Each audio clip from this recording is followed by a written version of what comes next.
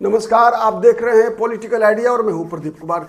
मित्रों, आज मैं बात कर रहा हूं बिहार का राज परिवार, बिहार का प्रथम परिवार। घोषित रूप से नहीं, संवैधानिक रूप से नहीं, लेकिन सबको पता है कि बिहार का प्रथम परिवार मतलब लालू प्रसाद यादव का परिवार होता है। लालू प्रसाद यादव के परिवार में एक आधुनिक स्वघोषित भगवान श्री कृष्ण भी जन्म ले चुके हैं। आपको याद है, लालू यादव जब पहली बार चारा घोटाला के अंतर्गत मुकदमे के तहत जेल जा रहे थे तो उन्होंने कहा था कि भगवान श्री कृष्ण का जन्म भी जेल के अंदर हुआ। तो खैर, लालू प्रसाद यादव का जेल आना जाना तो लगा रहा, लेकिन उनके पुत्र, बड़े पुत्र तेजस्वी यादव ने अपने आप को श्री कृष्ण तो घोषित ही कर दिया था। बार बार कहते रहे तेजस्वी यादव के बारे में कि मेरा अर्जुन, मतलब मैं श्री कृष्ण हूं और अर्जुन जो है तेजस्वी यादव के बारे में। तो जिस प्रकार का खुलासा तेज प्रताप यादव ने आज, कहा जा रहा है कि 12 वर्षों से यह संबंध था, यह संबंध जो है 12 वर्षों से था। तो यह खुलासा जो है, जिस प्रकार से ऐन चुनाव के मौके पर, आपको पता है 4 महीने, मात्र 5 महीना दूर है बिहार में विधानसभा चुनाव। तेजस्वी यादव इस बार फिर मुख्यमंत्री पद के उम्मीदवार हैं और इस प्रकार से इस टाइमिंग जो है, तो क्या ऐसा नहीं कि लगता है कि तेज प्रताप यादव ने ऐश्वर्या राय, मतलब जो स्वघोषित श्री कृष्ण, कलयुगी कृष्ण कह लीजिए, ने जिस प्रकार से एक तरह से ऐश्वर्या राय का ठिकाना लगा दिया, वैसे ही क्या अगला निशाना तेजस्वी यादव है क्या? ये बात कई कारणों से मन में आती है। इसलिए आती है, आप याद कीजिए 2020 का विधानसभा चुनाव, कई बार कई लोग बोलते हैं कि अगर तेजस्वी यादव मुख्यमंत्री नहीं बन पाए तो उसमें सबसे बड़ी भूमिका रही कांग्रेस पार्टी की, जिसे 70 सीटें दी गई, मात्र 19 सीटें जीती। लेकिन इस बात की चर्चा कोई नहीं करता कि उस चुनाव के दौरान तेज प्रताप यादव की भूमिका क्या थी। कई विधानसभा क्षेत्रों में तेज प्रताप यादव ने बागी उम्मीदवार खड़ा करवा दिए थे और कई बड़े बड़े विवाद हुए थे जब तेज प्रताप यादव के समर्थकों को आरजेडी से टिकट नहीं दिया गया तो विद्रोह किया था। तो इस बार भी क्या 2025 में तेजस्वी यादव को सबोटेज करने के लिए इस प्रकार का खुलासा ऐन चुनाव के मौके पर किया गया? खैर, हम बारी बारी से 3 मुद्दों की आज चर्चा करते हैं। सबसे पहला कि तेज प्रताप यादव को 12 साल क्यों लग गया इस बात को खुलासा करने में, क्योंकि इससे कई जिंदगियां प्रभावित हुई है। एक संगम जो बहुत पुरानी फिल्म है, उसका गीत है, मेरे मन की गंगा और तेरे मन की यमुना, मेरे मन की गंगा और तेरे मन की यमुना का बोल अनुष्का, बोल संगम होगा कि नहीं। तो अनुष्का से ये बातें कहने में या फिर अनुष्का की बात को पूरी दुनिया को बताने में 12 साल क्यों लग गए तेज प्रताप यादव को? अगर 12 साल से ये रिश्ता था तो सबसे पहला सवाल उठता है कि ये कलयुगी, ये स्वघोषित श्री कृष्ण ने ऐश्वर्या राय का जीवन बर्बाद क्यों कर दिया? ऐश्वर्या राय की शादी नहीं होती ऐसा था क्या? वो विकलांग थी ऐश्वर्या राय, या किसी ऐसे ऐरे गहरे परिवार से थी ऐश्वर्या राय जिसके लिए तेज प्रताप यादव से बेहतर लड़का नहीं मिलता? क्या ऐश्वर्या राय से शादी करके तेज प्रताप यादव, और उससे भी बड़े अधिक जिम्मेवार अगर कोई है तो लालू प्रसाद यादव और राबड़ी देवी। लालू प्रसाद यादव और राबड़ी देवी बिहार में एक जिम्मेवार मुख्यमंत्री भी रहे हैं बिहार के।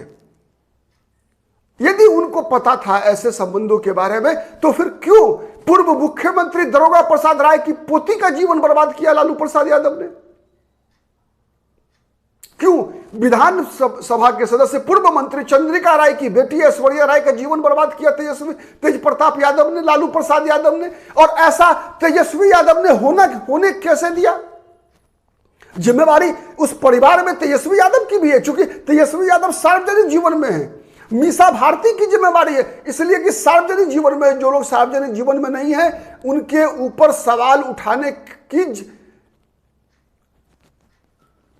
उनके प्रति, उनके लिए सवाल नहीं उठाया जा सकता था। लेकिन चूंकि ये लोग सार्वजनिक जीवन में जो लोग भी हैं, उन पर मीडिया ही नहीं बल्कि पूरे समाज को यह अधिकार है कि वो सवाल खड़ा करें।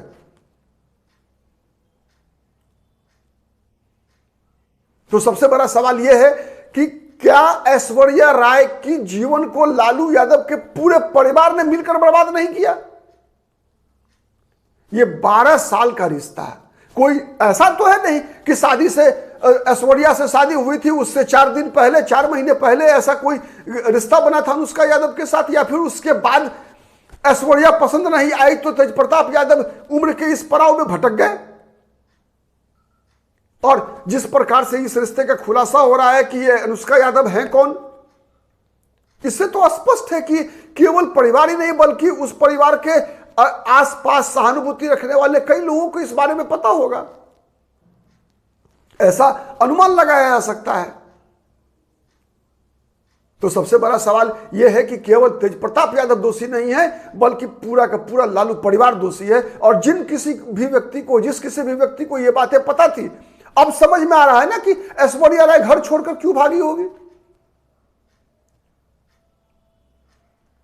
अब आज पूरे बिहार की जनता, मुझे लगता है, ऐश्वर्या राय के दर्द का एहसास कर रही होगी कि वो बच्ची कितना झेली होगी जब भी, जितना दिन भी वो राबड़ी देवी के आवास में रही। तो सवाल नंबर 1 है। दूसरा सवाल जो मैंने पहले कहा कि क्या तेजस्वी यादव भी निशाने पर है, यह खुलासा 6 महीने बाद भी हो सकता था। जब 12 साल का इंतजार किया तेज प्रताप यादव ने, तो 6 महीने और चुनाव होने देते, उसके बाद ये खुलासा करते, या फिर साल भर पहले खुलासा हुआ होता तो इस पर जो बहस होनी थी वो बहस हो गई होती, चुनाव का मुद्दा नहीं बनता। अब तो सारा विपक्ष इसे चुनाव का मुद्दा बनाएगा। और जब ये चुनाव का मुद्दा बनाएगा तो तेजस्वी यादव को निश्चित रूप से ये नुकसान करेगा।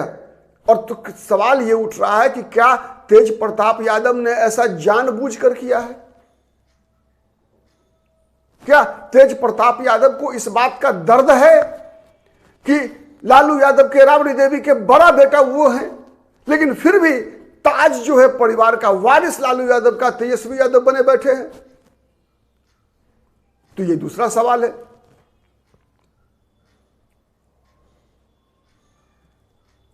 और तीसरा सवाल जो इससे भी बड़ा है, जिसका इशारा मैंने किया, आपको बताया है कि क्या ये सब चीजें ही वह कारण है, तेज प्रताप यादव कहीं ना कहीं उनके जो चित्त शांत नहीं है, उनके व्यवहार या उस प्रकार की जो उनका विकास का जो हुई है, यही कुछ कारण तो नहीं है जिस कारण से लालू प्रसाद यादव ने न केवल सत्ता का वारिस बनाया तेजस्वी यादव को, बल्कि प्रायः आप देखिए संपत्तियों का भी वारिस तेजस्वी यादव ही है। लालू प्रसाद यादव की संपत्ति, राबड़ी देवी की संपत्ति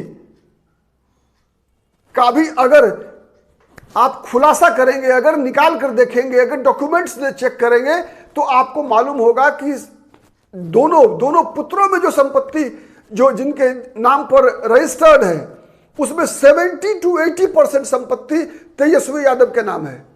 तेज प्रताप यादव के नाम पर 20 से 25% की संपत्ति ही है लालू प्रसाद की। पुत्रों में जो विभाजन है उसके आधार पर मैं बता रहा हूं। तो क्या यही सबसे बड़ा कारण है?